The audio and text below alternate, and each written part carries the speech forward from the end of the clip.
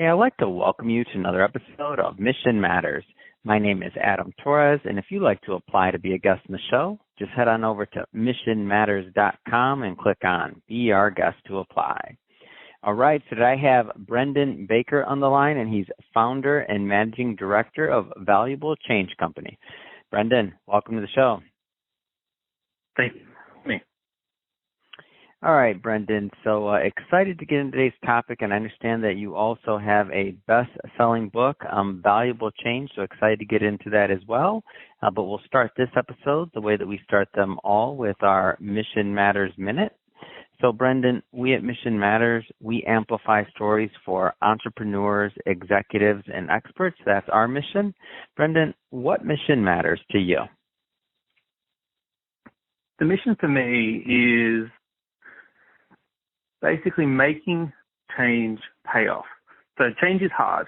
Throughout my entire career, it's been very clear that change is hard. And yet, so often it's not worthwhile. It doesn't pay off. And so that's the mission that matters for me is, well, let's actually make sure that this thing pays off. Let's focus in on what actually makes a difference. But interestingly, I have a second mission. It's cropped up through my work, and that is to fight unnecessary complexity. It's awesome. Love having mission-based individuals on the line to share, why they do what they do, how they're doing it, and really what we can all learn and gain from it so that we all grow together. So great to have you on the show. And I guess, Brendon, just to get us kicked off, how did you get kind of on this path or get started that led you to writing this book, so Valuable Change? So tell us more. Yeah, sure. Well, I mean, it's a funny thing, right, where I think so many of us, we all tend to fall into our careers, don't we? And I guess I was similar in that I grew up in a home where I was not exposed to the corporate world in any way or form. My dad was in sales, but it was sales of basically construction products. And my mum was a teacher. And so there was no real exposure to corporate business, that kind of bigger organization type thing. And yet despite that, I, for some reason, was drawn to it. I was like, that's what I want to do. And so you go to university and you study it and you come out with some fresh naivety. And my naivety I was convinced that I didn't want to do the same thing every day. That was my one goal. I was like, I don't want to do the same thing every day. And so I started looking for opportunities to not do the same thing every day. And where that landed me was in project management. I secured a graduate role in a government firm that basically I was in charge of looking after a few of their small projects. And I begged, I said, give me a bigger project, and slowly got a bigger one, and then got a bigger one. And we got to the point where after a few years' time and making plenty of mistakes, but delivering some success as well, I was leading restructures, and I was leading fairly large portfolios, and I was contracting, and I was consulting. I was basically very, very quickly getting a very, very good sense on what is this whole art of changing an organization. And that's kind of been the story. And then what came out of that was an observation. And it was an observation on the way that things are done. And I've noticed that there's a great deal of complexity and a great deal of excess complexity around all of this. The industry itself is broken into really small kind of niche areas where you've got project management, and there's 1,000,001 ways to manage a project, and 1,000,001 different methodologies, and there's change management, and there's benefits management, and there's risk management, and there's X and Y, right? And you can get very deep and very narrow in these areas. And you can go and get accreditations and certificates and different titles. But what's missing, what I found was missing, was a simple, connected, holistic approach which brings those pieces back together.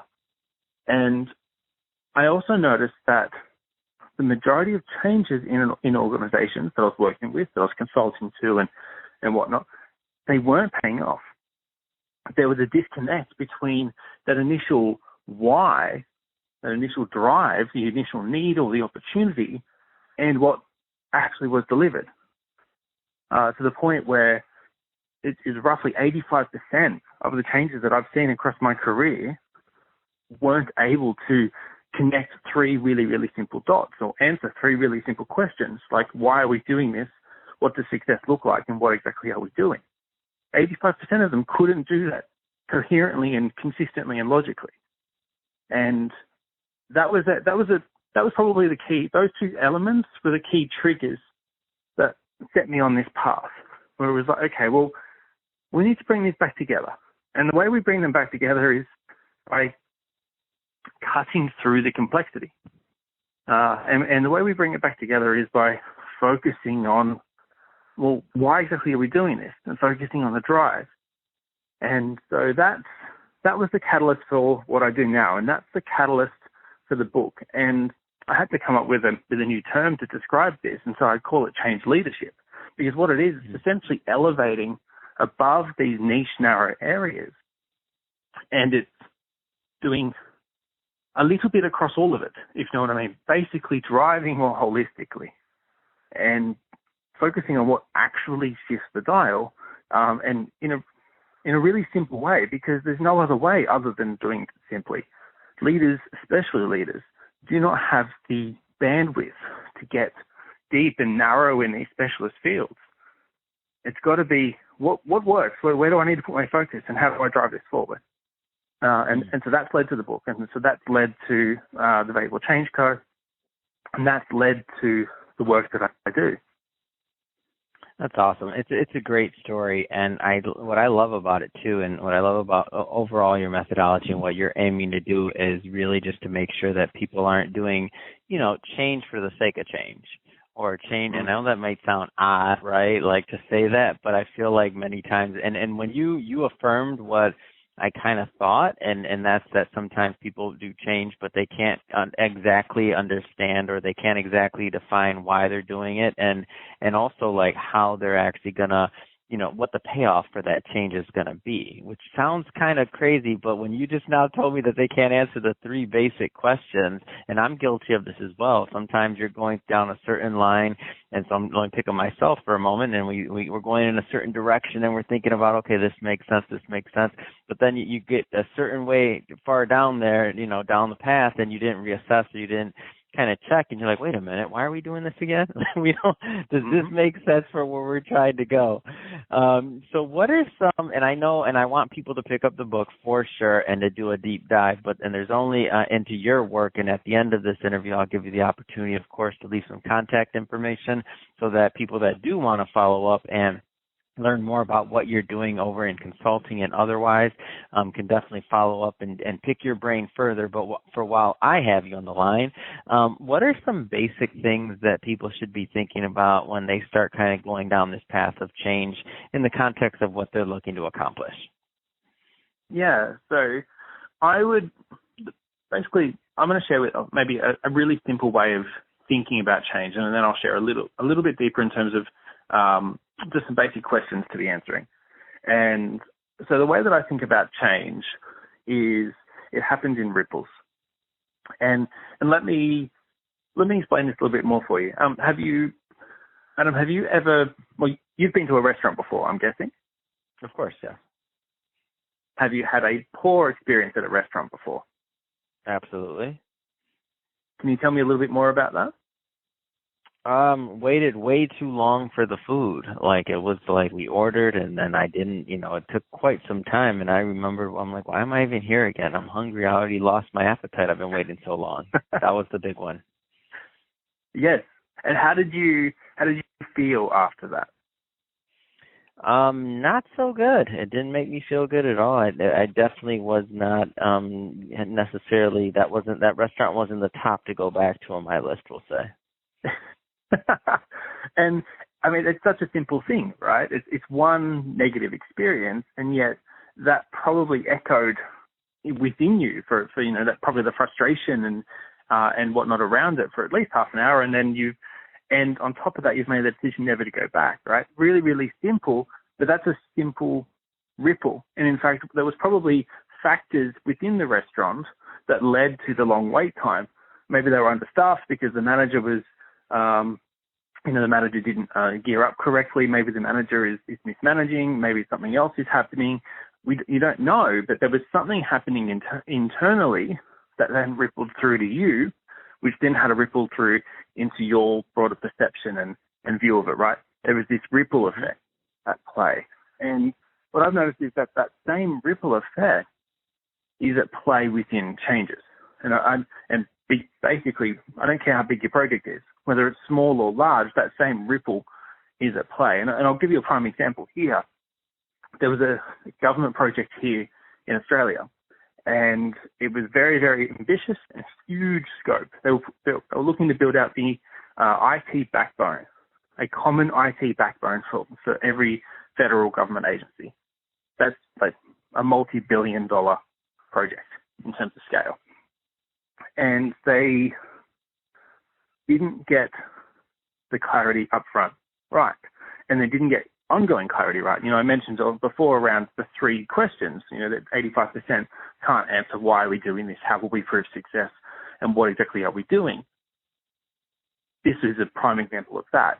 And there was an executive revolving door where I think at one stage there were 5 executives over the space of 4 weeks to let you know how quick some of the turnover in this space was in terms of ownership for this project.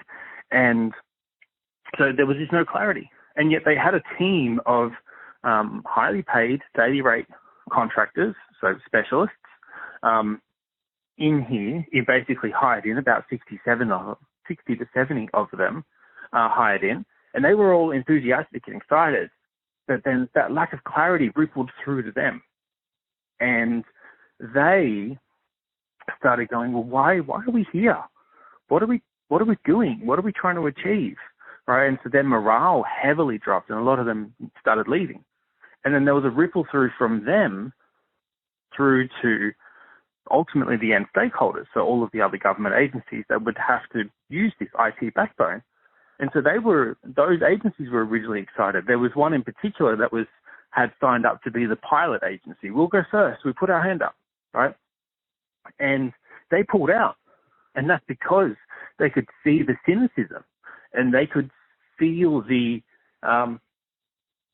mess, to put it bluntly. They could feel the mess that was that project internally. They could see the systems weren't in place. They could see the morale was low. They could see all of those elements. And that rippled through to them. And so they started pulling out and said, I don't want any part of this. There was no confidence or trust. And so even on something of that kind of scale, really, really simple ripples. And so this is the lens I'd like to share with your listeners is change happens through ripples. And in fact, the way I think of it is through 3 ripple areas. The first ripple area is clarity. This is your change core. And that is those 3 questions. Why are we doing this? How will we prove success? And what exactly are we doing? And you've got to spend the time on those right. And as you said before, Adam, it's not about getting them right up front. I mean, it's part of it, but it's also about continuing to ask them. You don't just ask them once. You keep checking in on them because it's very easy to get 6 months, 12 months, 24 months down the line on a project and the context has changed. And so what you're delivering no longer makes sense. And you've lost sight, you basically lost sight of it. So you've got to get that right. And then the next ripple out is all about momentum and high momentum delivery. So it's about getting your team and getting the right morale within the team. It's about putting some really simple high momentum style strategies in place to actually deliver effectively. And then the final ripple out is all about influence. And it's all about, are we actually delivering value for people? And if they're objecting, why are they objecting? And how can we better influence them? And so it's the 3 ripples. And when you think about it as ripples, it's all connected again. And it's all, you're not having to go to arbitrary columns and get arbitrary certificates and things like that. It's like, okay, this is going to happen through ripples. And so where do we start? We start with clarity, then we move on to high momentum, and then we move on to influence. And then you just keep it flowing through those ripples. Well, Brendon, as I mentioned before, I know we're just barely scratching the surface on your content area and your expertise, and also on the book. But that's about all the time we have today. But that being said, if somebody is listening to this and they want to connect and they want to follow up with you and your team over at Valuable Change Co., or also to pick up a book, Valuable Change, what's the best way for them to follow up and to do that? Yeah, sure. So there's a few ways. First of all, the book is available basically anywhere you want to pick it up. The book is Valuable Change, and you'll get it Amazon, you'll get it pretty much anywhere else. It's paperback, it's hardcover, it's audiobook, it is ebook. However you want to consume it, it's there. I'm at valuablechange.com, but I'm also on LinkedIn. You'll be able to search me up there. I'm not sure if you'll put the links up, Adam, but I can get them through and Absolutely have them available. And so connecting with me on LinkedIn. I also have a weekly newsletter, the Change Leader Weekly. And that newsletter, I'm proud to say, has a very, very, very low unsubscribe rate and has grown exponentially in readership over the past 12 months, really quite dramatically. So I must be getting something right, which is nice. They're the key ways. That's awesome, and we'll definitely put those links into the show notes, because we definitely want to make sure that our audience, number one, picks up a copy of your book. So it was very easy for me to find it at Amazon. I just put in Valuable Change and Brendon Baker, and it came right up. Really easy to find, really nice, bright yellow book cover. You can't miss it. So definitely pick up a copy of that, and we'll definitely put the website link in the show notes as well. And speaking of the audience, if this is your first time with Mission Matters, or listening to an episode, or engaging with the platform overall, we're all about bringing on business owners, entrepreneurs, and executives, and having them share, their mission, the reason behind their mission, what they're up to, and really what we can all learn from that, so we grow together. If that's the type of content that sounds interesting or fun or engaging to you, hit that subscribe button, because we have many more mission-based individuals coming up on the line, and we don't want you to miss a thing. And Brendon, really, it has been a pleasure. Thanks again for coming on the show. Thank you so much for having me.